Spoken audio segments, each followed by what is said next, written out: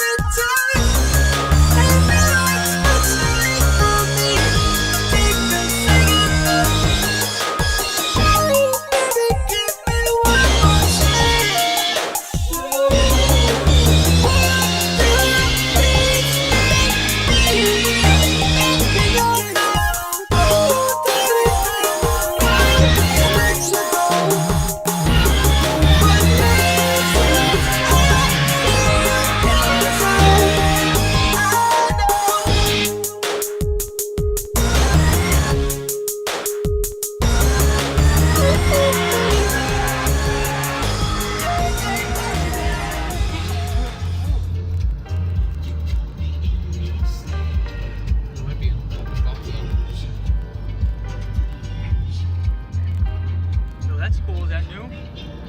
The little lens thing? Yeah. You're a little blurry. Yeah, we're definitely in time. It's hard to focus with these Can you lenses. focus with that? No. Turn it? Oh.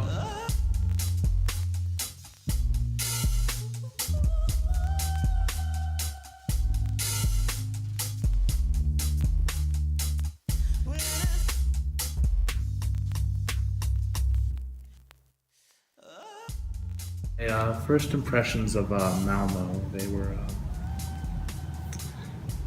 nice city, different than some of the other European cities I've been to.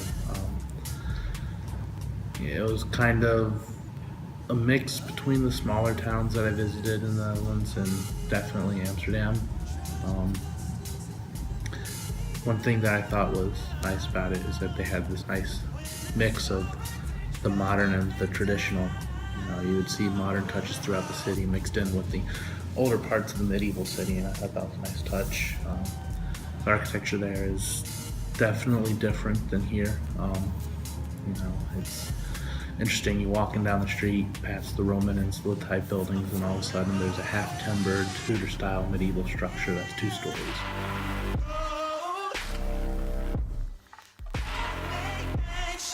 Sweden, we value the open spaces or the public spaces that we have, because there is where people meet.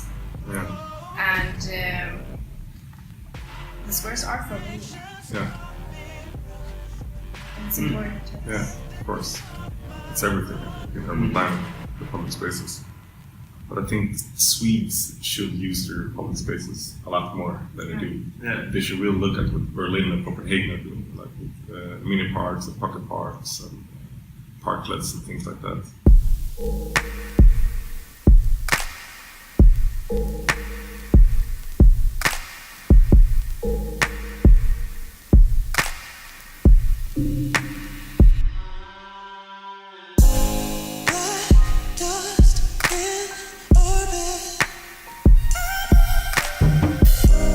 Cascades down like a parachute. Bricks on fire.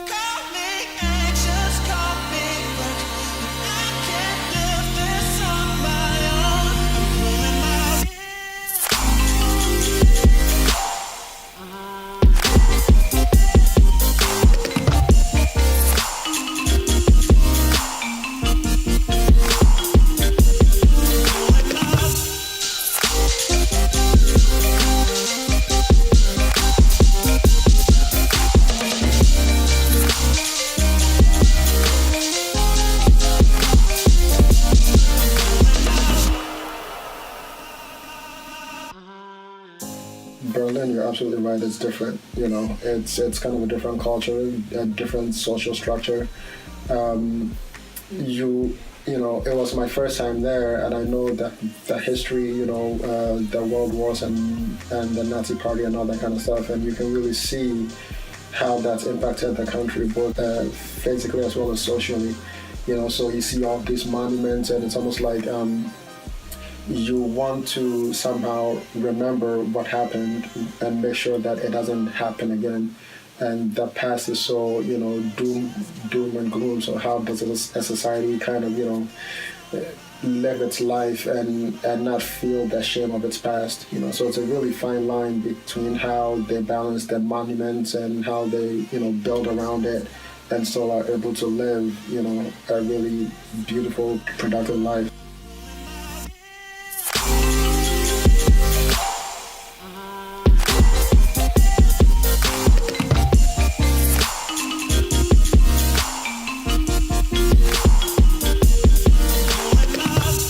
I mean, urban design definitely plays a role in the creation of friction and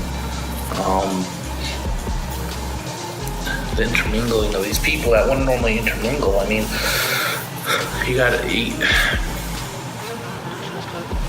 it's tough to say what will work and what won't work in a city, but I think that's the goal of every design. It should be to create this not necessarily a homogenous group of people where everyone is the same that you see in these suburban neighborhoods of America, but to create this area where you have different people from different walks of life intermingling and cooperating together to create the best city that they can be in.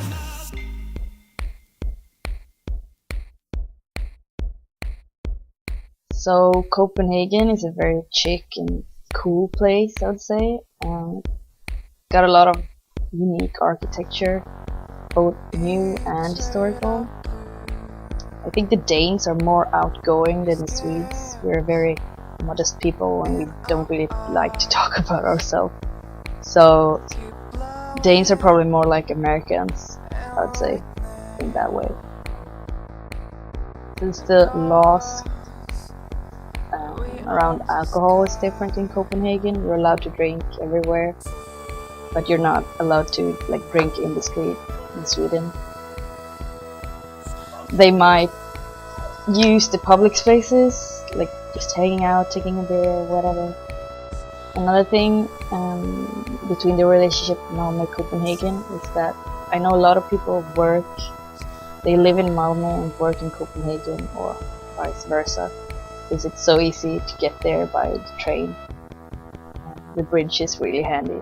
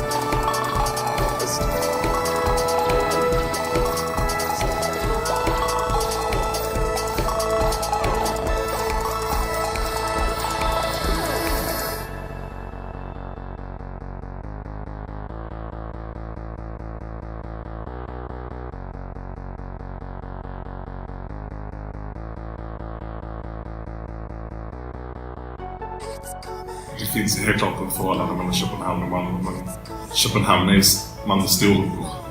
Man tittar ju mycket på vad Köpenhamn gör, både en kultur och stadsplanering. Vad de gör i Malmö. Det har väl en riktigt planerad arkitektboom också. I Köpenhamn? Ja, Ja. jag tänker på i internationellt, eller danska är ju internationellt välkända för vita hus liksom. Men inte bara hus, alltså platser. Alltså jo, det är ju Ja. en arkitekt. Alltså så, Ja. alltså gud vad bra. Så det är helt bra. Så nu har ju bron gjort väldigt mycket. Alltså innan så tog man sig en båt. Ja. Men bron kom så blev det ju mycket närmare. Både med bil och tåg framförallt. Men det känns ju inte som att man åker över till ett nytt land. Nej, verkligen. När vi tar liksom tåget till flygplatsen, då känns det fortfarande som att vi är samma land. Det blir en sorts union på ett sätt. Med att alltså ekonomiskt så blir man ju beroende av varandra. Alltså det här med utbytet, att man kan bo på ett ställe, man kan jobba på ett annat, eller studera. Och också alltså socialt, det här med